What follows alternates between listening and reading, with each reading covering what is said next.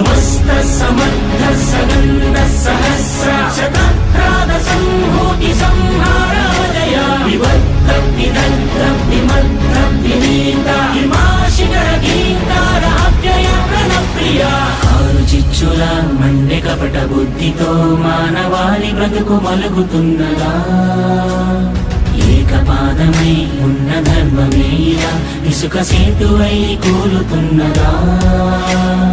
ఆధరణి కన్నీరు తుడిచేందుకు నీరాకకే వేచెరా ఆసుర రాజ్యాన్ని అణిచేందుకు సాయాన్ని కోరిందిరా